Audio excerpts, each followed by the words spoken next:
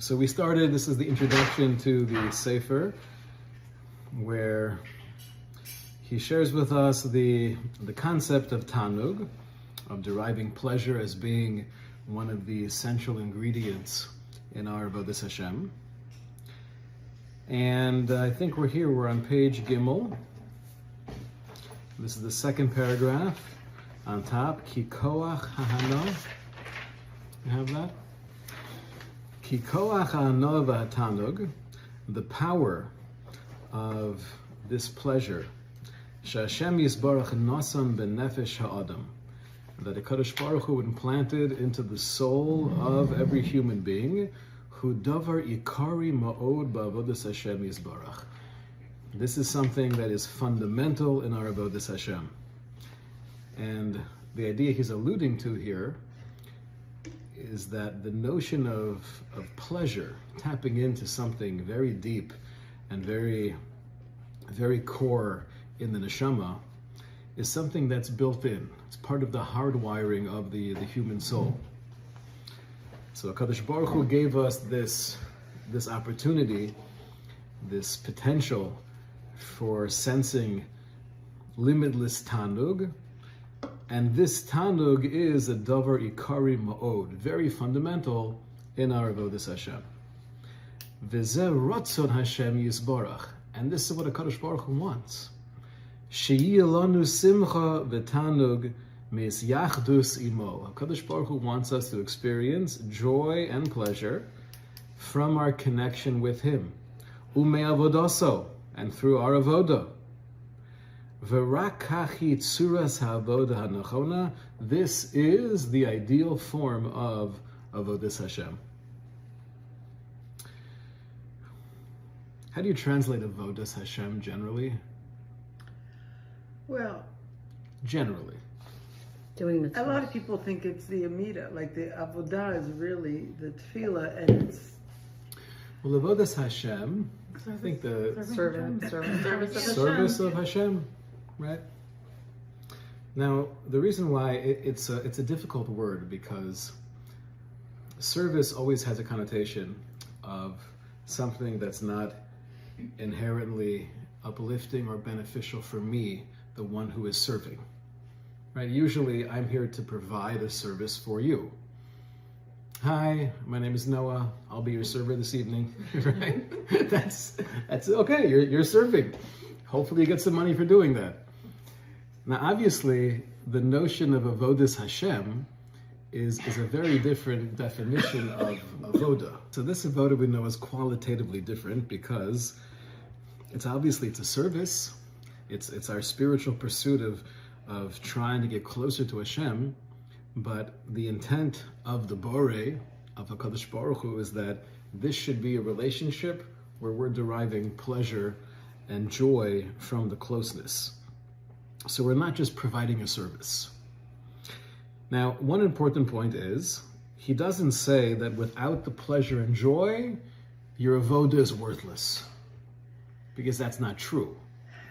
The way he says it is, when you have this tanug and hana, then it's avoda hanachona.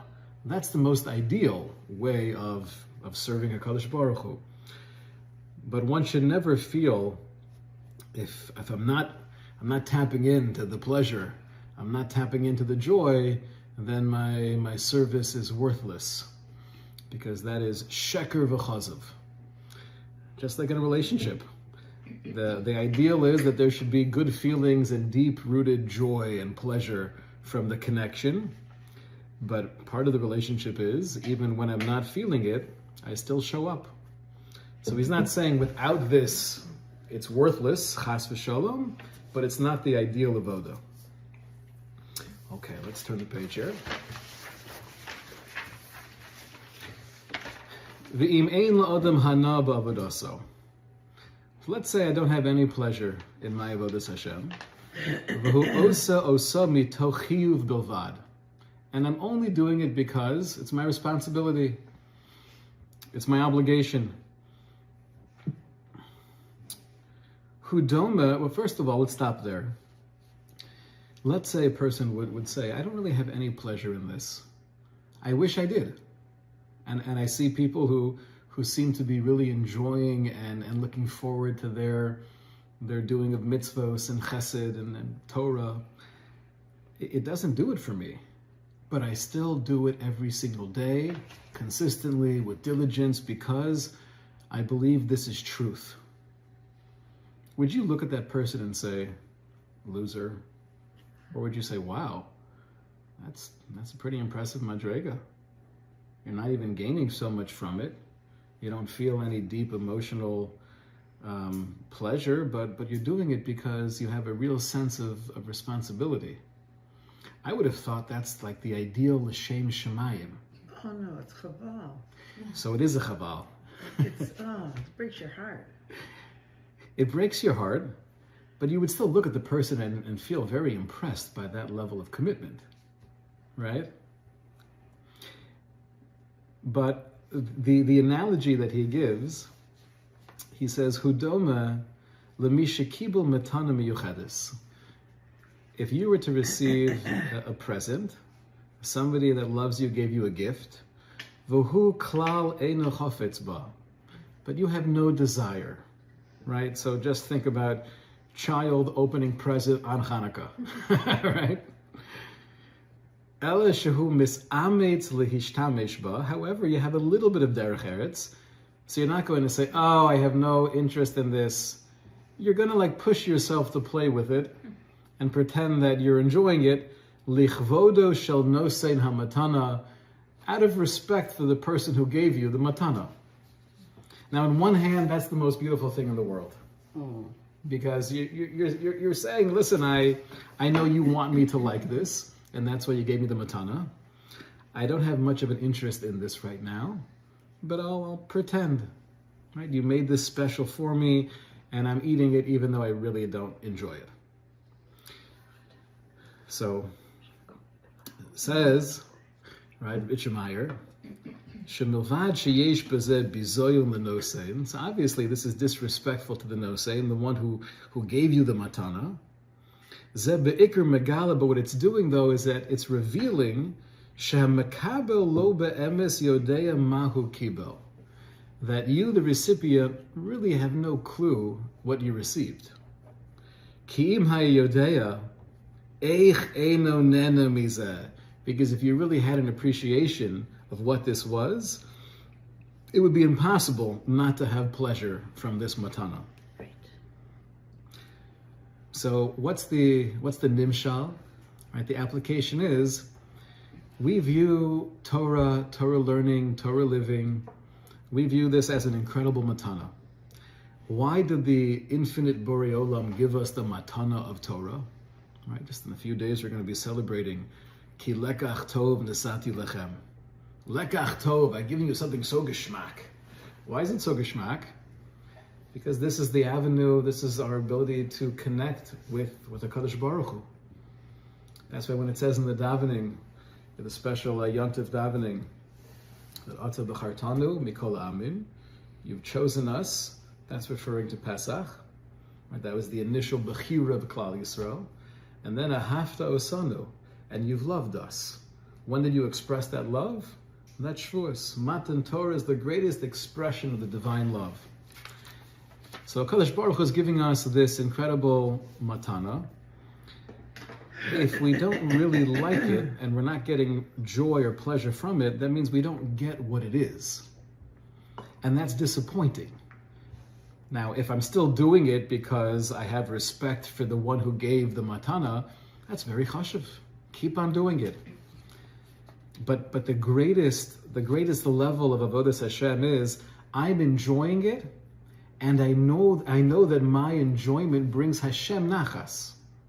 Right? The same way that when a parent gets a gift for a child, I'm giving it to you because I want you to like it.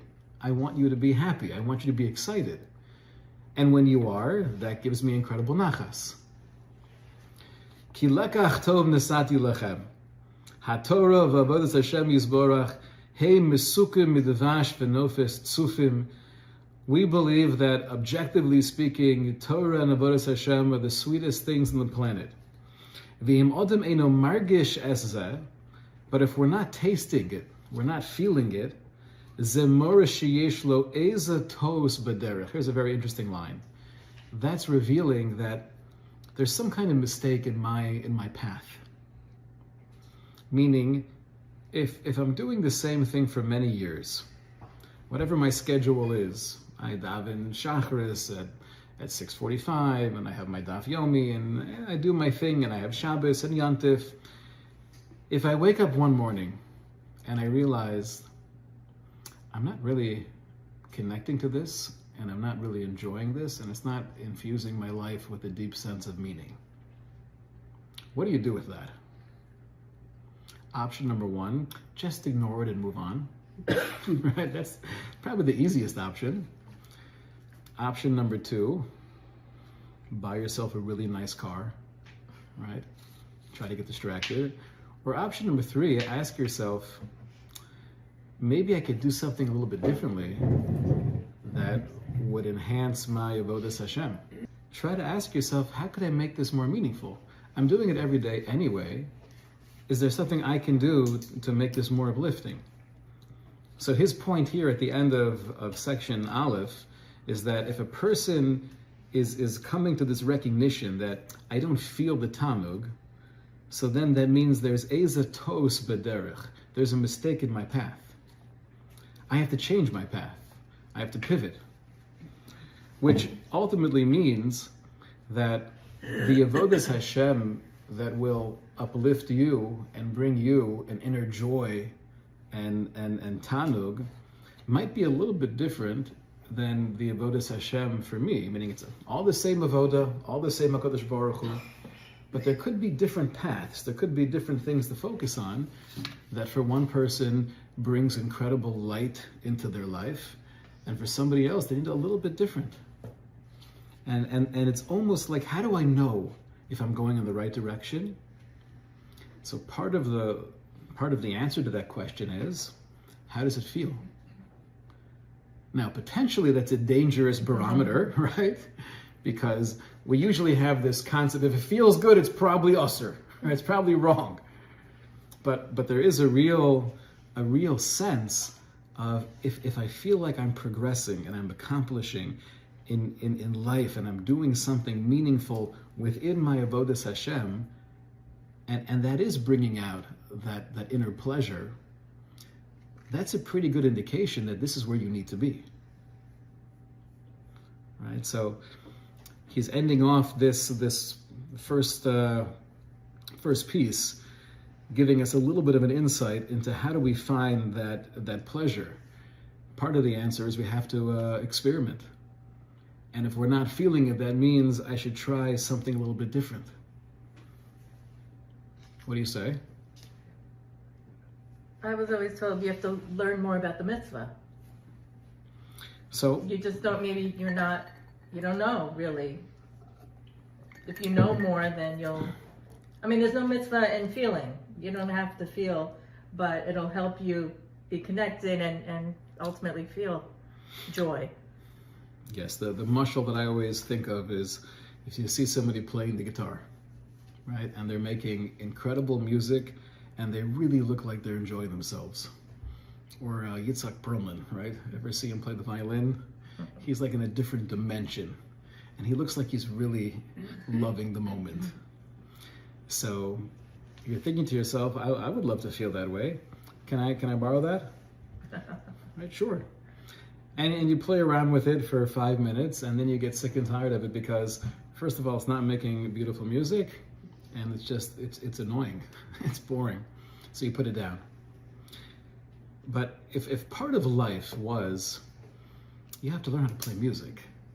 So theoretically, I could sit there every day, 10 minutes with the guitar, and just strum, and never know how to make any real music from it. Never learn chords or the scales, and I'm yotze because I'm playing music. Or I can learn more about the guitar, right? So I think that mashal is very true when it comes to mitzvos. But even how we approach life in general, we had a Mishnah in Pirkei Avos, the first Mishnah of the second parak. Ezehi derech yeshora sheyover lo ha'adam. What is the proper path that a man should choose in life? Meaning to say, even within Torah and mitzvos and the frum lifestyle, there's different ways of navigating that personal path of avoda, where a person can find pleasure. A person might thrive in certain areas of chesed, and they might be very disconnected to other areas of chesed. And you have to find what that is. Right? So this is creating really a sense of self-accountability, where don't just complain that it's not geschmack, but try to discover what can be geschmack, and we make it more geschmack. Can you give an example for things that are not chesed based that we all have to do the same, like davening, or there's so many mitzvahs that it's just it is what it is. So let's say davening. Davening is a good example. First of all, when it comes to women and mothers, and how much to daven is a major factor. I remember speaking to Reb David Cohen from Brooklyn before they started the Beis Yaakov here, and I wanted to know, what do they do in classic Beis Yaakovs? How much do the girls daven? And he said, I don't know exactly what they do, but they do too much. And his point was, he said, you got to be very careful not to do too much, because then there's a feeling of when they don't have school, right? It's a Sunday or they're off for, Bein Hazmanim, the idea of maybe I should daven, 40 minutes I'm committing to, it's too much, it's overwhelming. So sometimes even knowing how much to daven is part of that strategy. But is it dangerous to do in I guess I'm thinking, let's say it's a very long davening, Yom Tov or something, and I'll think what do I connect to more, versus I know that there's orders and what you're supposed to. So that kind of what's have to versus what feels more connected and what your path is. So it's a good question, and a lot will depend on the particular mitzvah, knowing what the halachic guidelines are. But often, even within the halachic guidelines of a mitzvah, there's so many different ways of doing it. Even so, Birchas HaShachar, let's say something that I do every day. Baruch Hashem, I have time. It takes me 3 minutes. But so some of the brachos I could relate to. Some of the brachos don't mean that much. So when it comes to tefillah in particular, Rav Wolbe makes the very powerful observation. He says the goal of tefillah is not necessarily to learn more interpretations of the davening, but it's to make it personal. Meaning, most of learning is I'm trying to develop inside out. What's being said, what's the intent of the author, what's the intent of the Mishnah. When it comes to tefillah, I want to know what the words mean, obviously, but there it's much more, it's avodah shebalev. My understanding and my connection to these words of tefillah should be through me superimposing my own life into the words. Now, realistically, I can't do that for every line of Psukkah de Zimra, but if I could incorporate highlights here and there, it could transform the entire davening. It's one thing I've mentioned in the past when Avram was having his transplant, and saying the bracha at the very end of the first paragraph of Shemona Esrei, Magen Avraham. So that has a lot more meaning when you have a son named Avraham who's going through a major medical thing. Shield him, guard him. The more you can make it personal, but okay. Shkoyach.